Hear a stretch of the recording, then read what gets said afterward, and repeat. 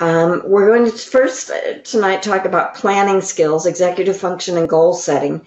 And I like to always think about the fact that there's three natural times to do kind of a reset of where am I at, what is it that I am wanting, and how do I get there.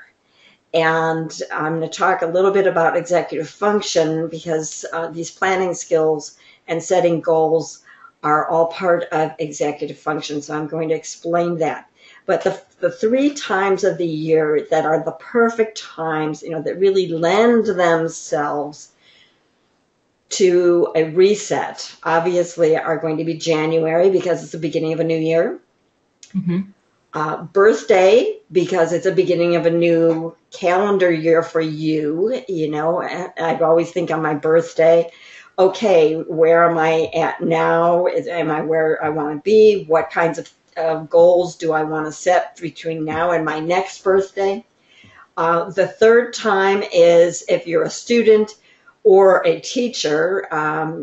Being a teacher my whole life, the beginning of school is always that additional time, that third time of, oh, I want to, reevaluate and what do I need to do as I'm beginning the school year. So if you are in business and your calendar financial year starts in June or July, which a lot of businesses do, that would be that perfect time.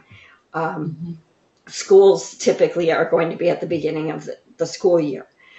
Each business has their own time frame for that.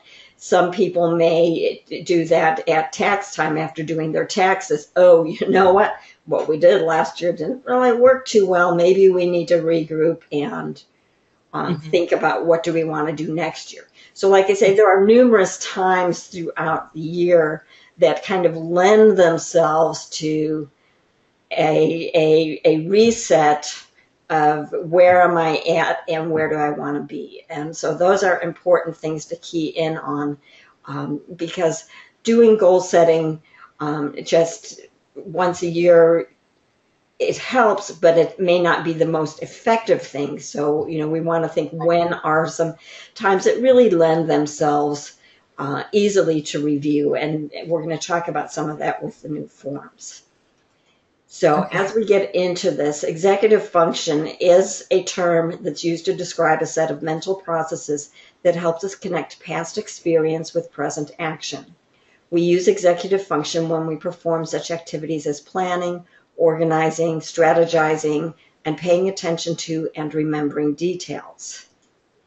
Executive function skills allow us to finish our work on time, ask for help when needed, wait to speak until we're called on, and seek more information. So how does executive function impact your life?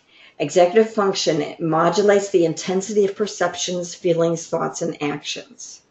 It's your ability to stop an activity, to shift from one activity to another, to not go, oh my gosh, I've got to change, I forgot to stop and now I'm supposed to be here and I don't have enough time to get there, and then you're full of stress. It's like, no, executive function is that ability to say, oh, I've got 10 minutes and I've got to move on to something else.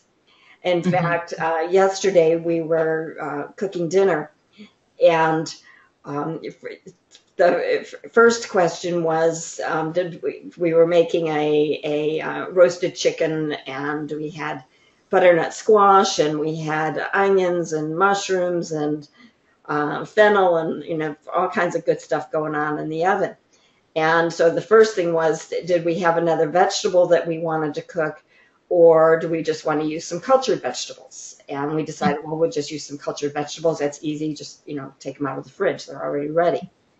And so in that case, we still had 30 minutes before dinner was going to be ready.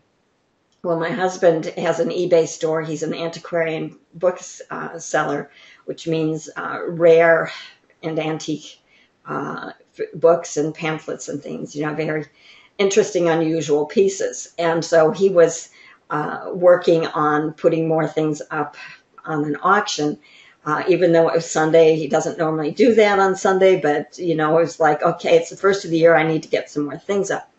So he was in another room, and so I, you know, called him on the phone, and because he was on another floor, and I said, you know, dinner will be ready in about 30 minutes, and, you know, just a heads up, because this way he's going to, you know, his brain is starting to go, okay, I'm going to need to stop what I'm doing and get upstairs for dinner.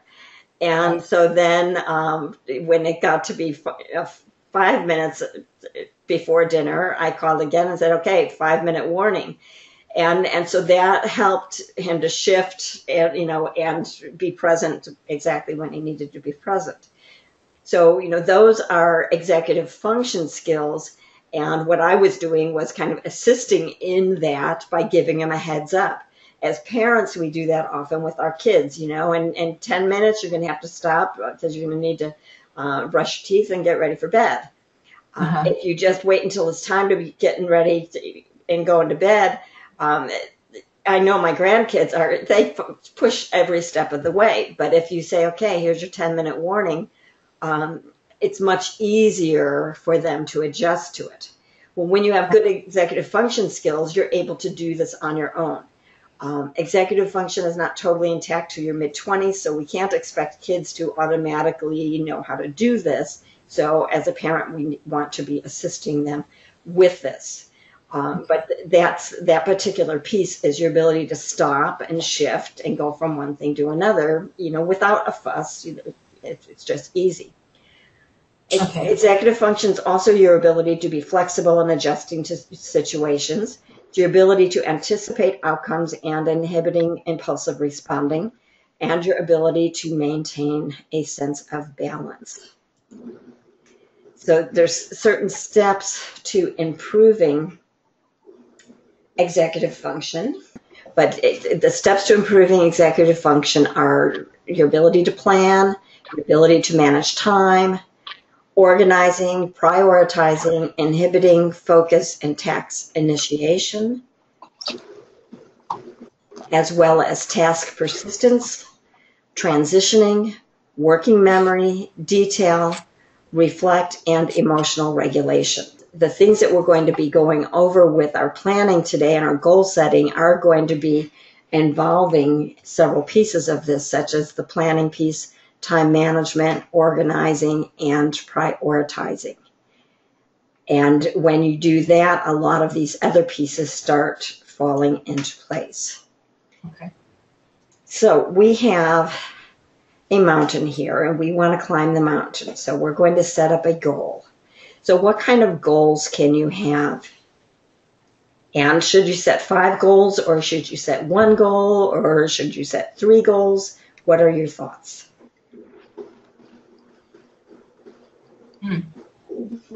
Maybe 1 in the beginning. I think so. When you're first starting out, if you set 1 goal, you're much more apt to be able to reach it. And then, you know, once you get that 1, you can say, okay, now that I got that, maybe I'll add in a second goal. But each goal is going to be having and using these different steps here. So if we want to just have a goal such as improving writing skills, that's a kind of a very broad thing, and usually goals are rather broad. If you're a student in school and you say, I want to improve my grades, it's like, again, that's a really broad goal. You might want to pick one subject such as language arts or English or social studies or history or geography or science, whatever the case may be.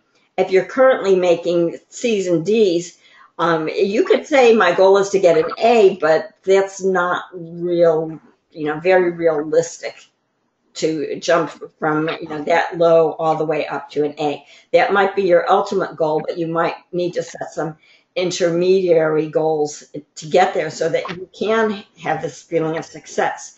The same thing if you want to lose weight and you really want to be able to lose, say, 40 pounds, if that's your goal, it's like trying to reach it is really going to be difficult. But if you say, okay, ultimately I want to reach that, but I want to start off with 5 pounds, say, in 8 weeks, and then a total of 10 pounds in 16 weeks, so that every month it's just a couple of pounds. That's a much more doable. Does that make sense? Yes. So we can have our big goal, but then we want to start being realistic about it.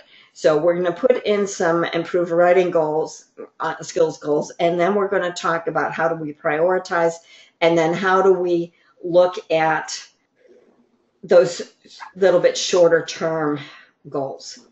So to improve writing skills, one thing to focus on to begin with would be to planning for this, plan my week out on Sundays, because that's going to help me to know what do I need to do each day of the week. Does that make sense? Yes. Mm-hmm.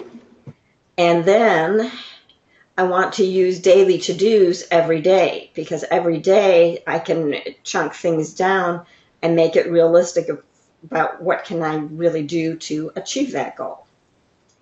And again, if I want to improve writing skills, then I might want to be picking a topic and taking notes using graphic organizers, because I know that's going to make it a lot easier for me, much more manageable, and I can be successful with this. Then I'm going to write a rough draft using a graphic organizer. Again, that will make it a lot easier for me. Then I'm going to read over my rough draft. I'm going to rewrite and check for corrections. And I'm going to read aloud for clarity and make final edits. And if I do this every week, will my writing skills improve? Yes. Yes, definitely. I mean, these are simple steps that I can take to improving my writing skills.